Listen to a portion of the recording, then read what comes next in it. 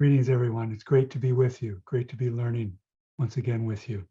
Our presentation today is entitled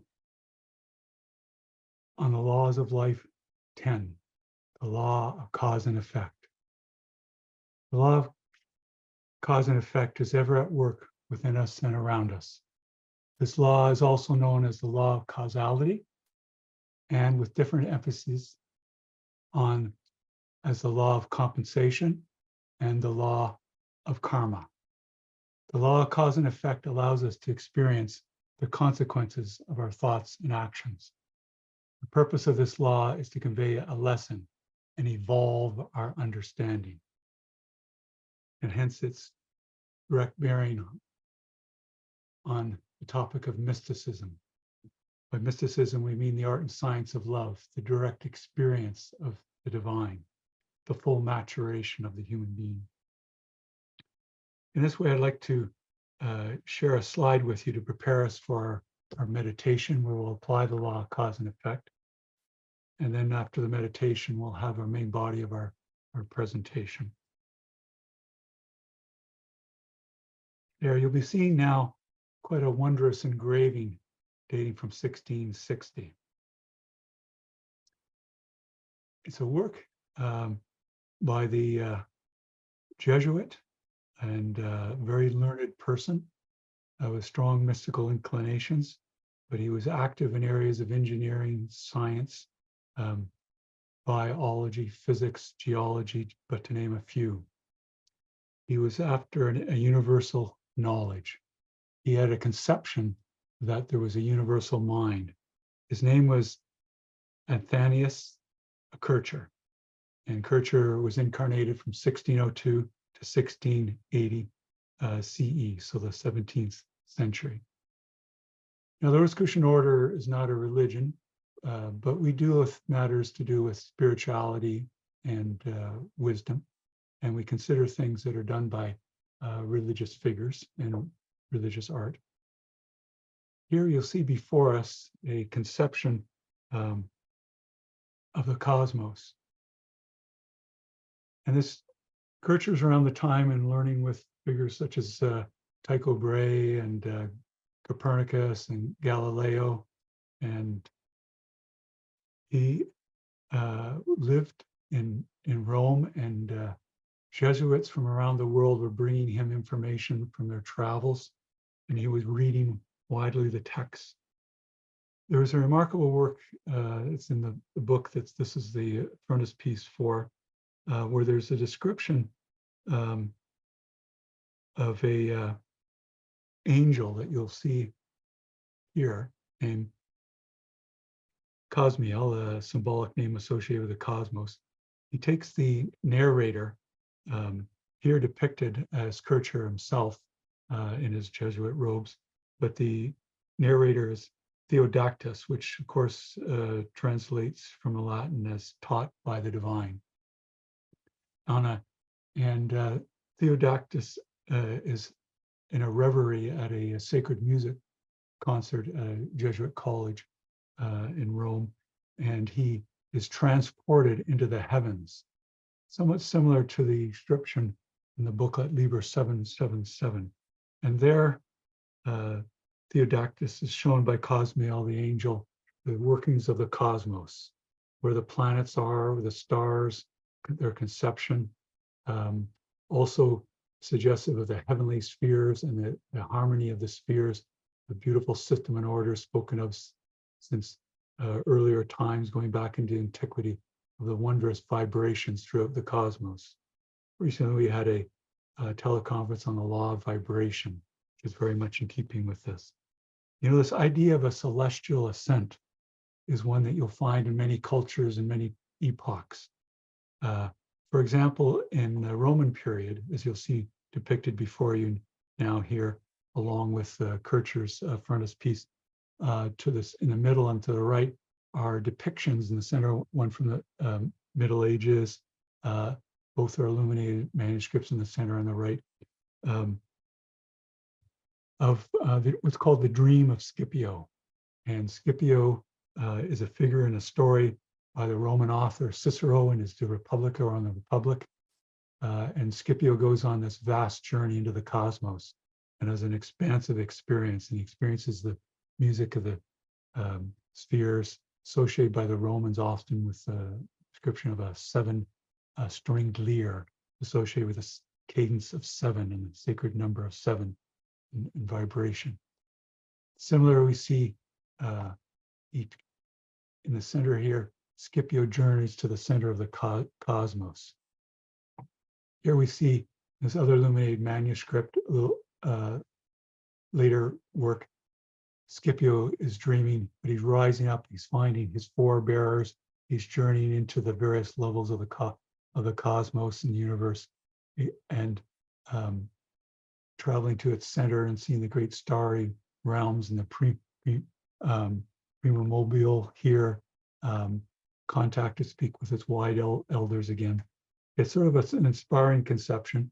It's one way that authors over time have been able to convey their cosmology, their knowledge of astronomy, but also another way of experiencing that isn't mutually exclusive is that we have the capacity, as Kircher emphasized, to experience the universal mind and experience the handiwork of the creator of the universe.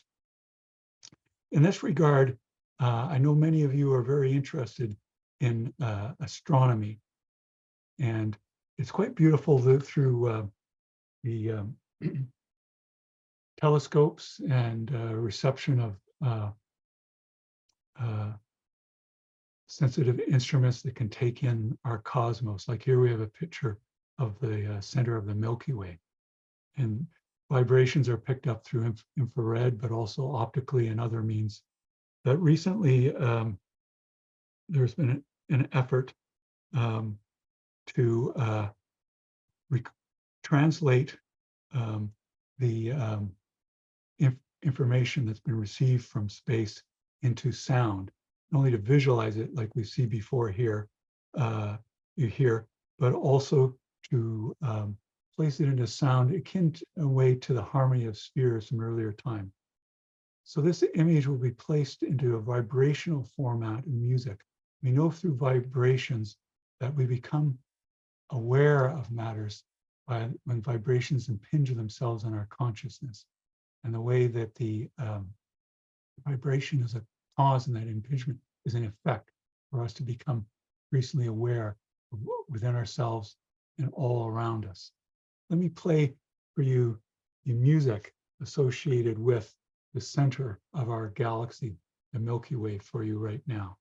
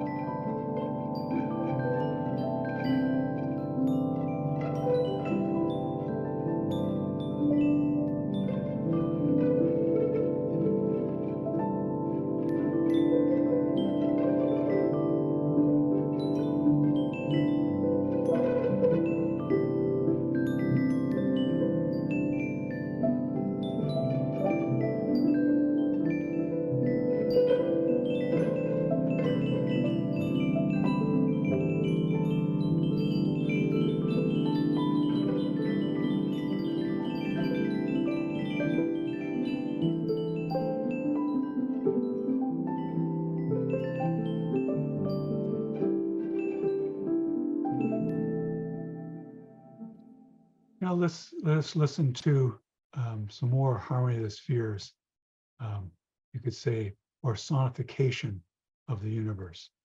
Here we have the Eagle Nebula, often this part known as the Pillars of Creation.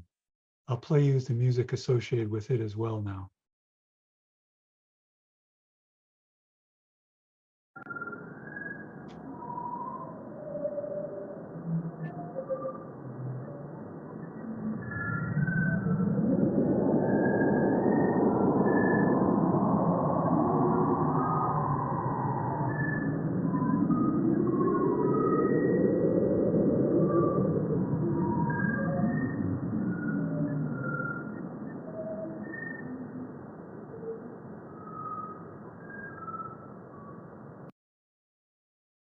Personifications are somewhat different and contrasting, but it gives you a sense of the harmony of the spheres and the way that vibration is throughout the cosmos.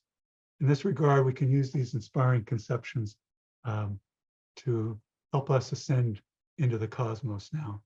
What we'll do is come back to our image of the ecstatic celestial journey that Kircher describes.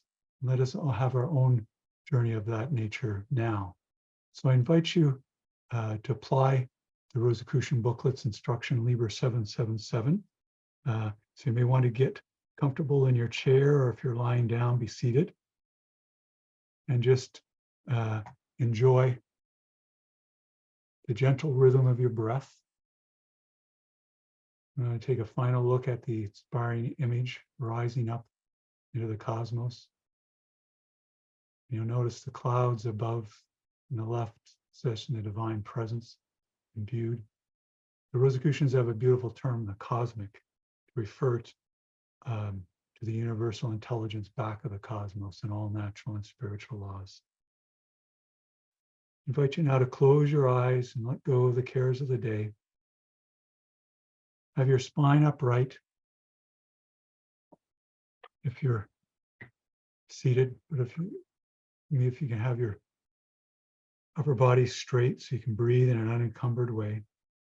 You wish to have your hands in your laps, palms down.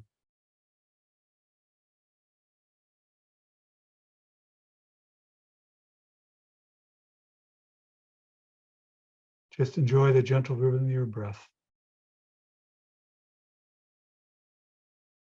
Here we apply the law of vibration with the incoming of the breath and the outgoing of the breath. And you may wish to extend your exhalation more than the inhalation. By so doing, you'll stimulate the great vagus nerve in our body, which automatically leads to the relaxation response, a sense of calmness, which is crucial and necessary for healing, making whole ourselves and all we come in contact. I invite you to just continue to enjoy the gentle rhythm of the breath with your eyes closed. The incoming of the breath, you may wish to sense the increasing presence of the Master within, the divine within, our true guide in life. And with the extended exhalation, experience the stimulation of the vagus nerve, the relaxation response. You can spiritualize as a deep sense of calm.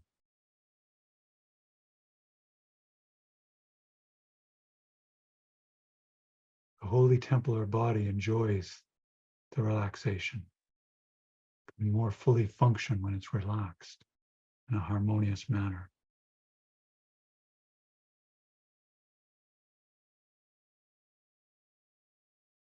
Just view this as a time for a mini retreat today, to be recharged and rejuvenated. All the more ready for the work and worship of the Rosicrucian Order Anmark and to discharge your duties this day and always.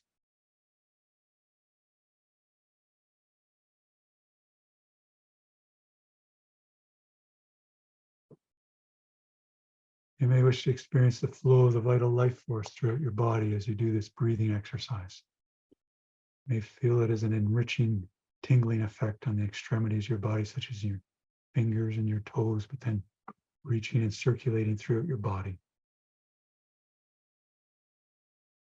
The actions of this mini universe or microcosm mirror the macrocosm that we'll rise up into shortly, and as depicted in Kircher's ecstatic celestial journey frontispiece and described in a dialogue within the text. Now, having purified ourselves with concentration on the breath, let us continue our meditation, following more explicitly the guidelines and instruction of the booklet Liber 777. We'll give you resources on it at the end of the presentation.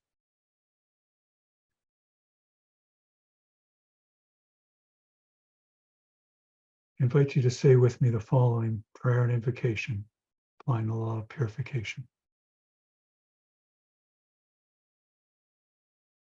May the divine essence of the cosmic infuse my being and cleanse me of all impurities of mind and body, that I may enter the celestial sanctum and attune in pureness and in worthiness. So mote it be. Now, fratres and sorors and participants, let us picture ourselves rising up from the room where you are, up over your home or dwelling or building. Enjoy the rising up. Use all your inner psychic capacity and imaginative faculties to visualize yourself rising up above your neighborhood and even the town, city, or geographic area where you are. Enjoy the exhilaration of the ascent going faster and faster. Rising up like Theodactyl or Scipio for our own ecstatic celestial ascent. And then picture yourself up over your province or state and seen below the landforms and waterways appropriate to your area, and continue upward over your great country or nation. See the weather systems starting to sense the curvature of the earth. Let us rise up higher and higher again, taking in our continent and even the hemisphere where we dwell. And now, beautiful blue jewel of the earth in its entirety, the oblate spheroid, rotating about its axis. Let us look up and see other planets of the solar system, their beautiful elliptical orbits around the fiery ball of the sun. Take in now also the huge planet of Jupiter, beautiful rings of Saturn, smaller planets such as Venus, Mars, and Mercury. Sense the vibrations coming from them, the physical and psychic nature, and radiate light back to them. See the beauty of our home, the earth, as a temple, and the solar system. And let us continue to rise up, moving faster and faster through the Milky Way, sensing the vibrations and the harmony of the spheres, like we heard in those sonifications.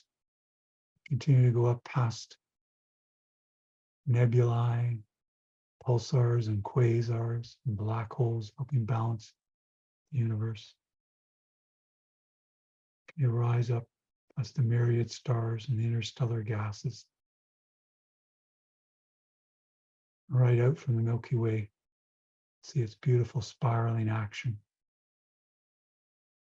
And take in all the more the grandeur and majesty of the cosmos. Its great system and order, its great sea of vibrations, wondrous music that musicians, composers seek to emulate back on earth. Let us continue up faster and faster, way beyond the speed of light, enjoying the exhilaration of the ascent, seeing myriad stars, but also many, many galaxies in various forms, some spiraling, like the Milky Way galaxy. Many are within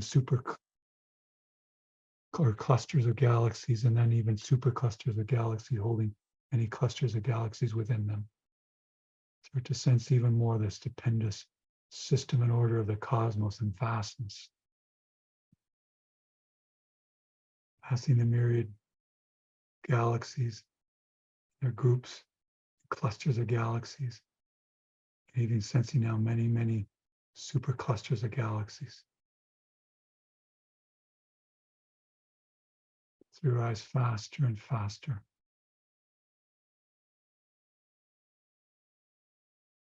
sensing now the universe as a whole, revolving about a great cosmic axis spoken of since ancient times. See its stupendous rotation about that axis.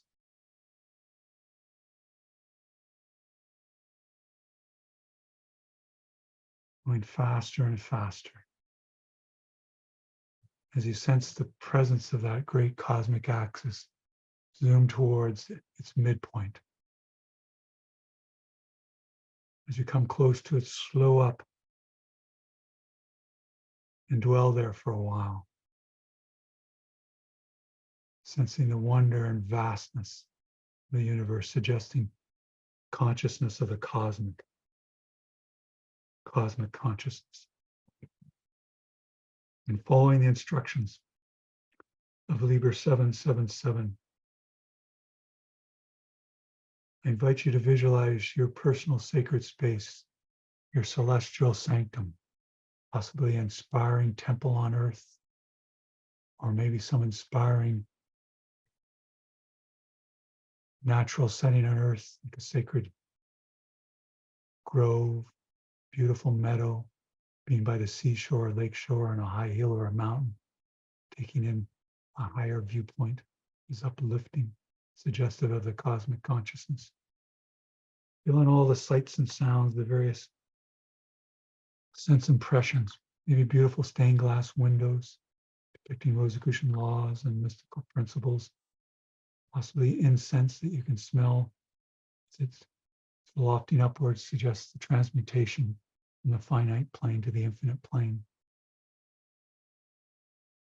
Just to picture all those on this teleconference call with us, the officers and Grand Lodge officers and Supreme Grand Lodge officers of our order. You wish to picture the imperator conducting a sacred convocation at the heights of the celestial sanctum, your personal sacred space, along with the visible and invisible masters, all the seekers in the world gathered in this great convocation or meeting place, the highest state of consciousness we can experience. Continue to fill in the sights and sounds.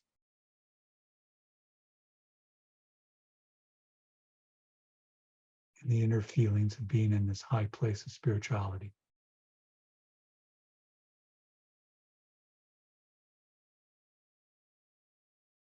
And when you're ready, brothers and sorors and participants, you can release your visualization,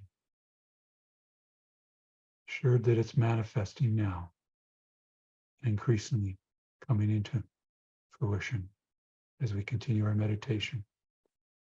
Now for a period, we'll apply the law of silence as we attune with the cosmic, the heights of the celestial sanctum. Just dwell in silence and be receptive, surrendering the outer nature to the inner nature, true guide in life.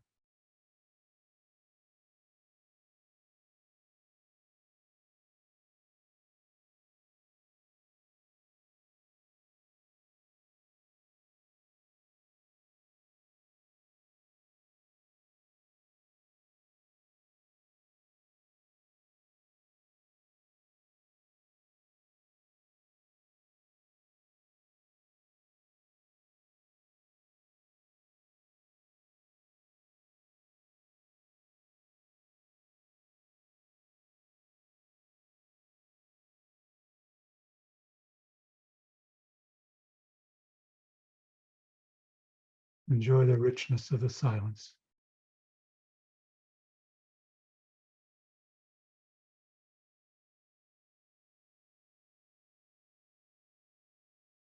Increasingly sensing the vital life force within us and throughout the cosmos. In the great sea of cosmic energy pulsating through us and around us.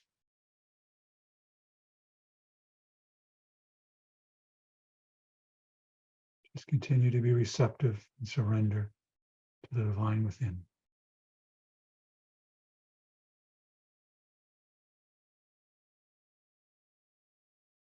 This period of regeneration.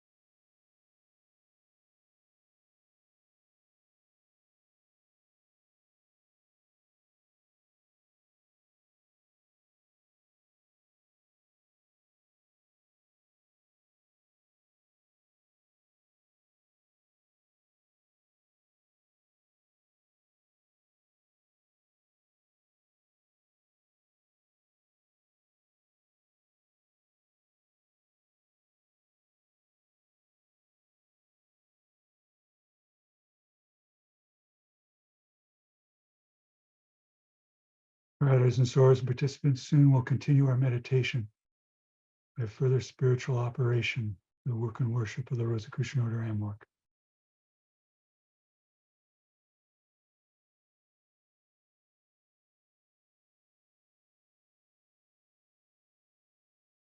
While we dwell in a cosmic attunement, let us conduct a period of metaphysical aid,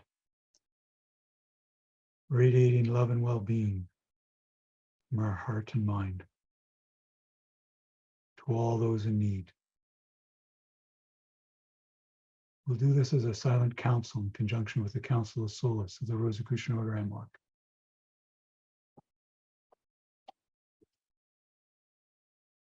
Let us radiate love and well-being to all those who have petitioned our Grand Lodge, the Rosicrucian Order Amorc, for guidance and healing. And let us radiate love and well-being to all those who have petitioned our affiliate bodies, the Rosicrucian Order,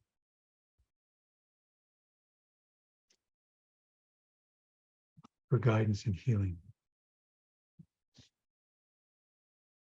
And let us radiate love and well-being to all those you know who are in need of guidance and healing. And let us radiate love and well-being to all sentient beings throughout the cosmos who are in need of guidance and healing. Just let it flow from you like a great searchlight moving out from you.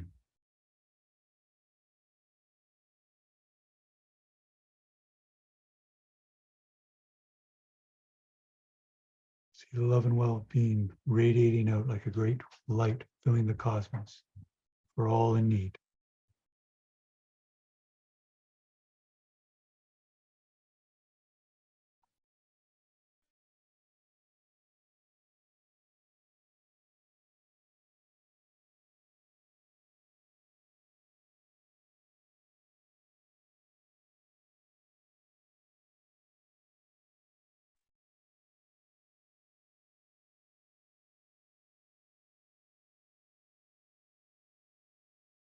Just as we use great inner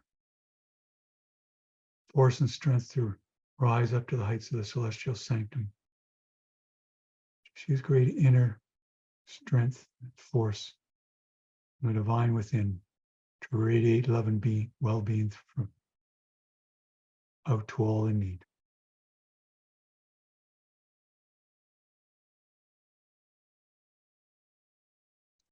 At a certain point, I think you may find that you no longer need to make conscious effort. The flow will even speed up, and you know that you're reaching those in need. And when these things start to happen, just increasingly surrender to the divine within and let metaphysical aid unfold. These great radiations from the divine within.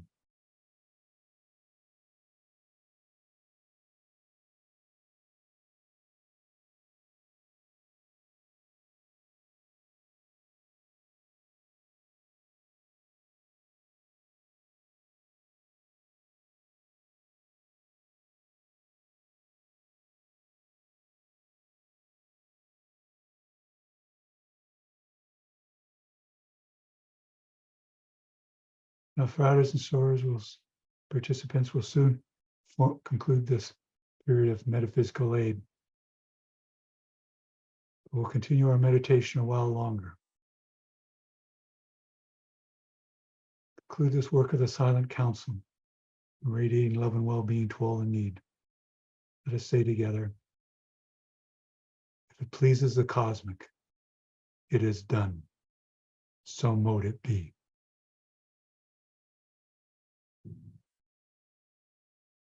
Let's continue to surrender to the divine within in cosmic attunement, the heights of the celestial sanctum.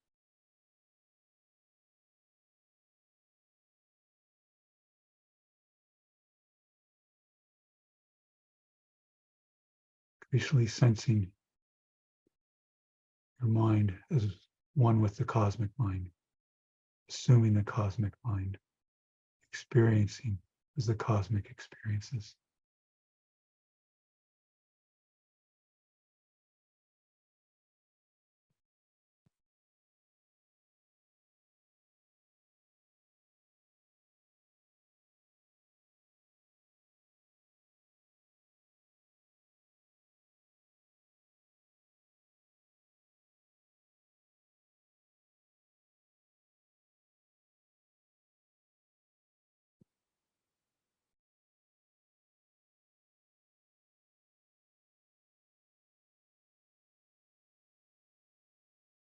Now, friars and sorors and participants will soon descend from the heights of the celestial sanctum.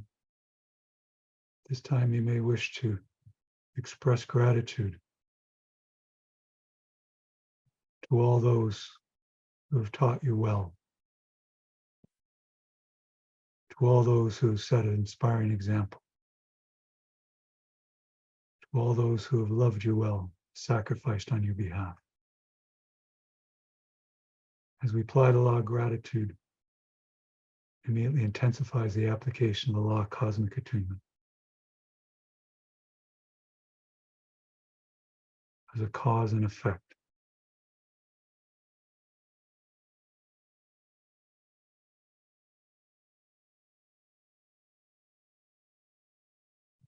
Now let us begin our descent from the heights of the celestial sanctum, moving at tremendous speed, far beyond the speed of light, past the superclusters of galaxies, sensing the wondrous harmony of the spheres, music of the spheres, rotation, the universe, but its cosmic axis. And see in the distance the supercluster of galaxies where we dwell, and plunge into it, passing the myriad stellar phenomena, quasars and the pulsars, comets, planets and rogue planets and asteroids and nebulae, by the myriad clusters of galaxies, and see in the distance our local cluster, our great home, and plunge in it, past the myriad galaxies within it, and stars, tremendous system and order, and see in the distance our home, the Milky Way galaxy, and enter into it past the myriad stars and nebulae and interstellar gases, and see in the distance our solar system, our local star, the sun, beautiful blue jewel of the earth as we approach it, rotating about its axis, and the moon revolving about the earth. We come to the hemisphere where we left off, the continent, our nation or country, our province or state, our city or local geographic area. Before we conclude, let us say the following prayer and invocation.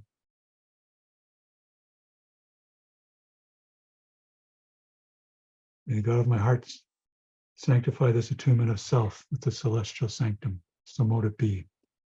Let us continue down on our neighborhood, the dwelling or building where we left off.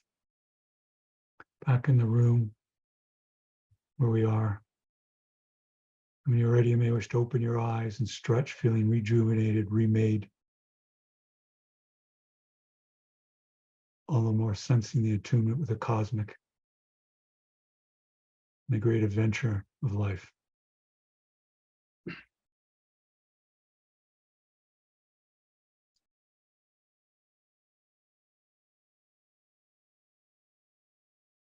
Thank you, everyone. We'll continue now in our presentation on the law of cause and effect.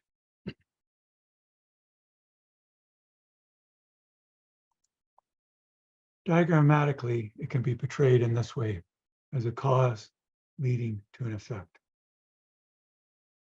Now, as past imperator Ralph M. Lewis mentioned, that an effect can be sensed through our physical senses or in an interior interior way. The cause, in a certain sense, is more abstract because the cause sometimes can be challenging to detect what it is that has brought it about. For example, it's the law of gravity. You could say, well, I hold a ball and I drop it, and we can see the effect of the drop. But they have a law, gravity, that gives rise to this cause with the release of the ball. Sometimes too in our life, we may be experiencing certain conditions that we'd like to change. We're trying to figure out what the cause of it is. For example, we may be experiencing a headache, but that could have many causes. It could be that we have a need to have bottled up our emotions and it's now expressing in the form of pain, a signal as a headache. Or it could have been a stressful situation that we went through. Or there may be something that we're allergic to that's brought about. And sometimes it takes a matter of examination and self-reflection. It's interesting in this process of understanding cause and effect, which is very important to the mastery of life. There are various factors, or one could say variables, that can come into play that have different names that have been enunciated in science. One is a mediator. It's a factor or a variable that works through the cause to bring about the effect. To give an example of that and how we may have experienced that in our own life, there may be something where we have something, maybe a cause and stress in our life.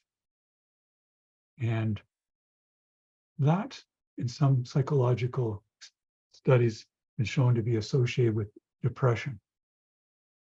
But is the stress directly causing that depression, or is it working through some other factors, such as we may be ruminating on our stress, that then intensifies that experience of the stress, leading to the depressive state or mood?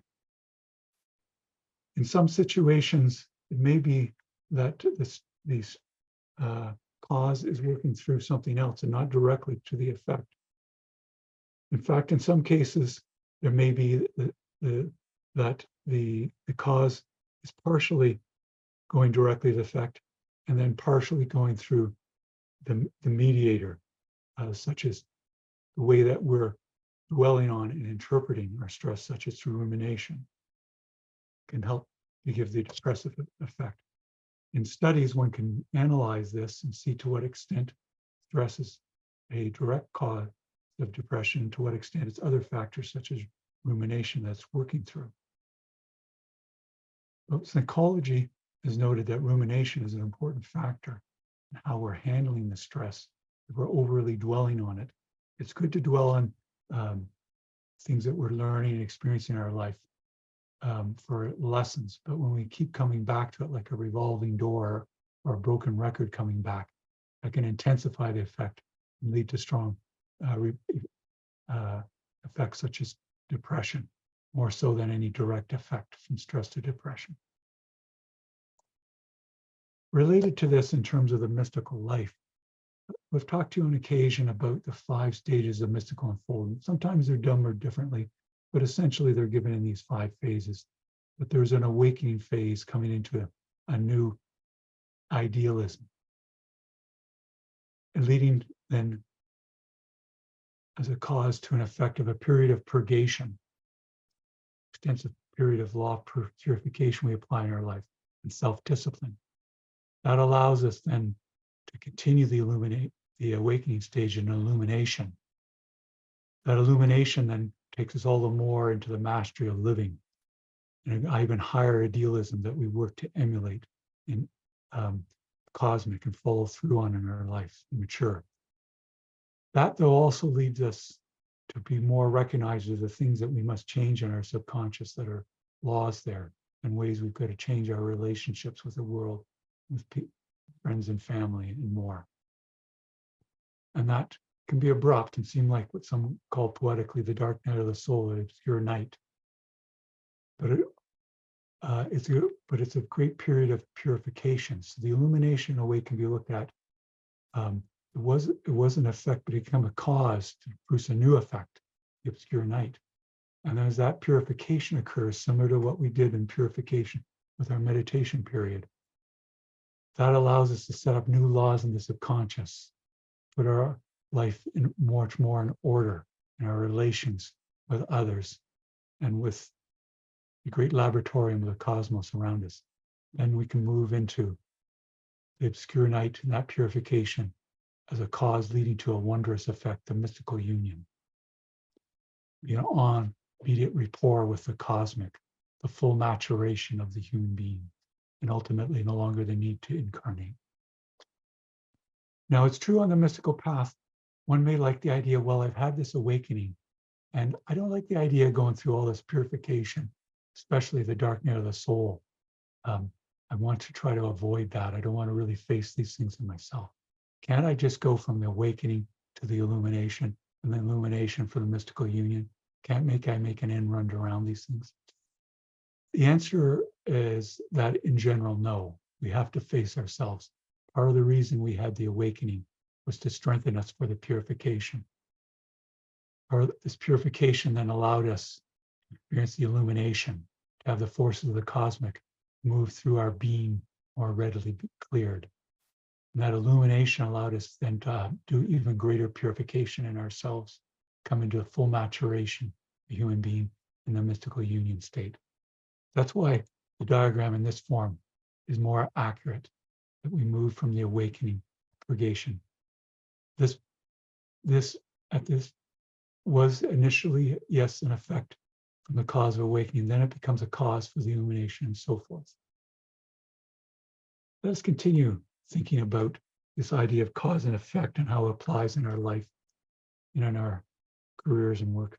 There's another type of factor or variable that is different from a mediator. It's called a moderator. There's various other variables that we may talk about in future presentations, but I'll particularly emphasize the mediator and moderator and the cause and effect now.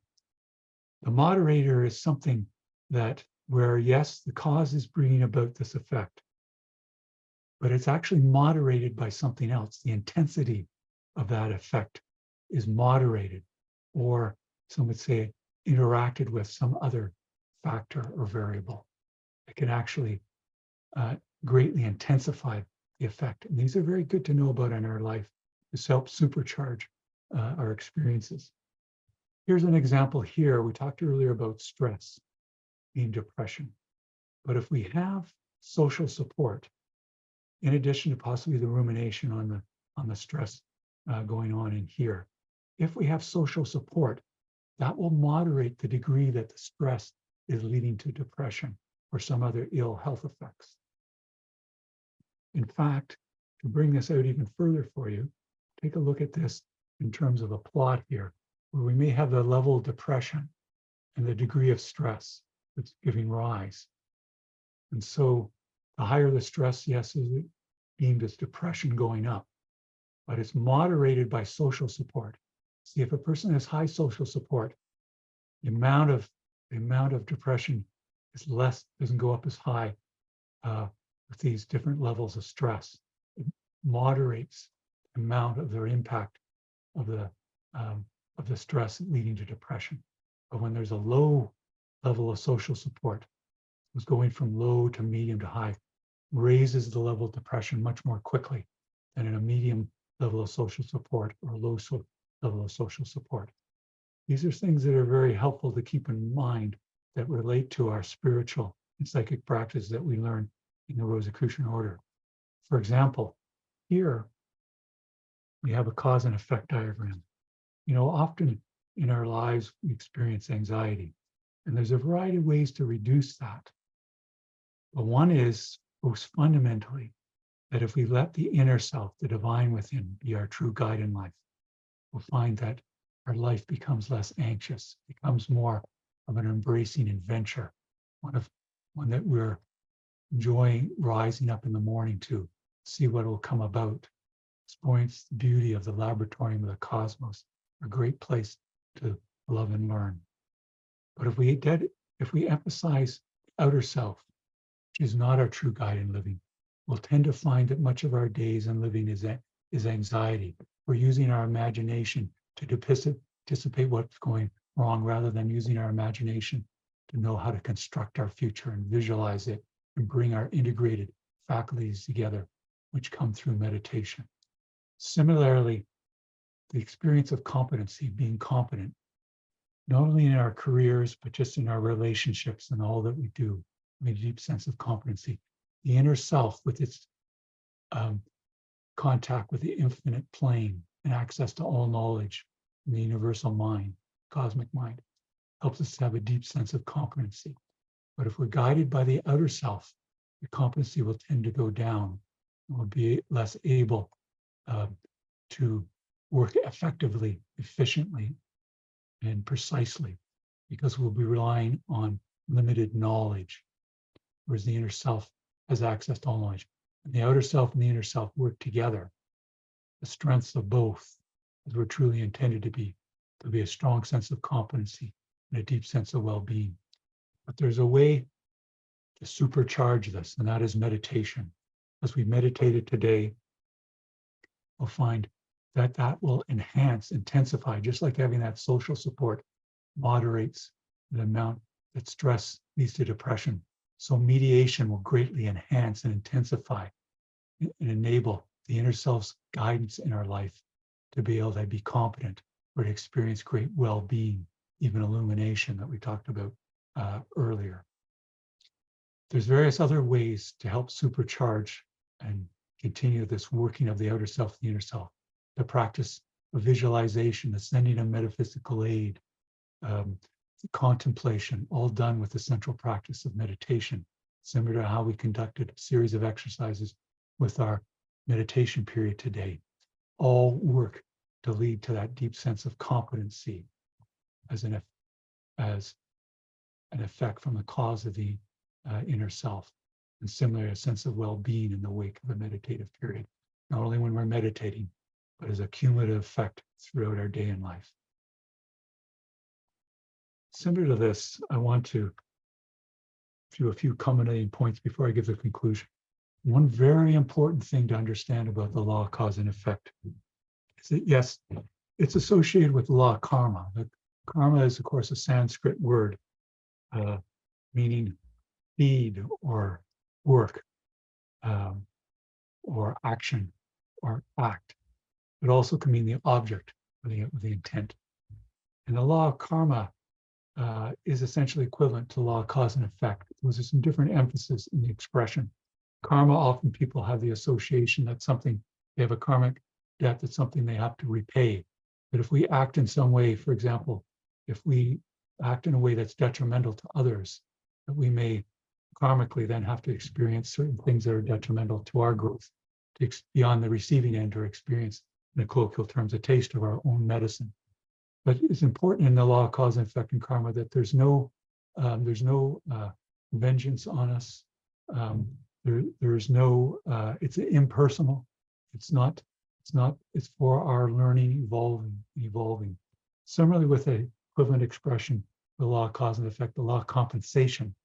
The word compensation means there that as we give, so we receive. Yes, it's spoken of the Master Yeshua. But if we do certain things that hold back others, we may, by compensation, need to do something that will work much harder to help benefit others, maybe even feel ourselves being held back to understand fully the lesson, not to do that, to feel a harmony within ourselves, be more able to work with the divine within. And some causes are repeated in our life, like if we daily meditate, very important. That leads to a cumulative effect. There's also things, if we have a habit that we continuously apply, or in terms of how we breathe daily, for example, or some other factor that we continuously apply, can lead to a cumulative effect. Meditation, we know now through neuroscience, is remaking our brain in very many healthy ways. And it builds up. Many of these effects we may not experience right away. We can see them actually as, what I'll show here, as a threshold of sensitivity.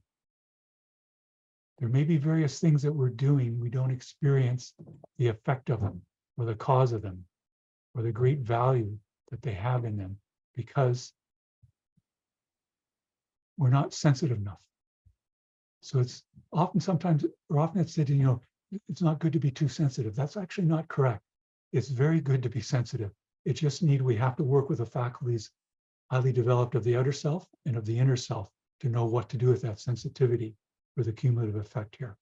This is often the case that people will eat a certain food or a certain type of diet, and they'll think it's fine because they're not feeling the effect. But over time, the effect will accumulate. And then we start to see, well, how did this come about? Because we weren't immediately seeing the cause and effect. Many things like touching a hot element on a stove, we see cause and effect are very closely aligned with each other. But sometimes it can take months, days, or years to see the effect that we've set in motion by a particular cause. This is where it's very valuable to look for early warning signs and helpful indications of an effect. This could be in our relationships that went astray. We may realize that there were early warning signs not to continue that relationship, or that there were early signs that were very healthy to continue it and maintain it.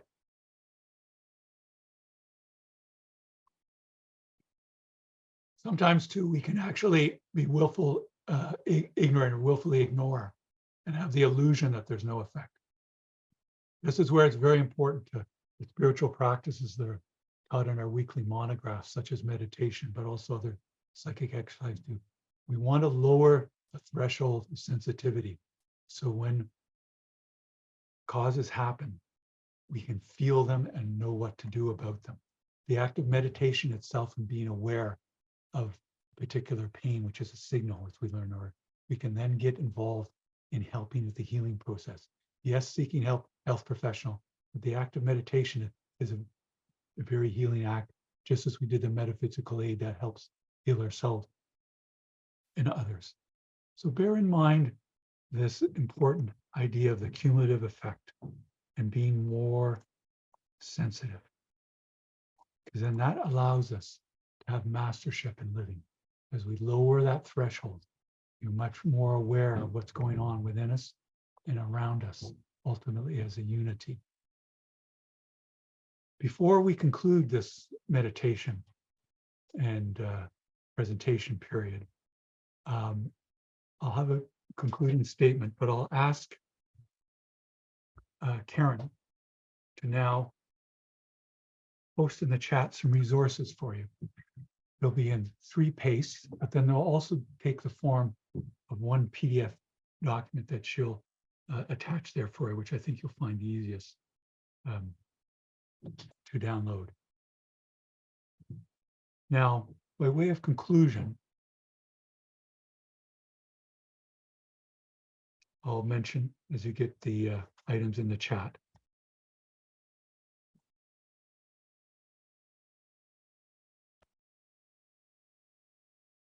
That we've talked about the laws of life, and particularly the law of cause and effect.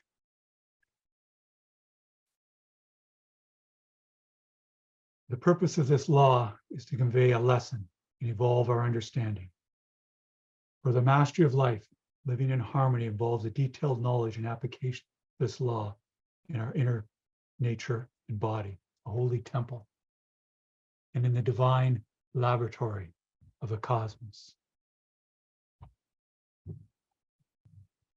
which is always before us and which we made a great journey into during our meditation. Indeed, the handiwork of creation has many rich lessons for us, and each day our life is rich in lessons to the law of cause and effect. In this manner, we've continued to explore Rosicrucian laws and principles and their application for self-mastery and service. Thank you.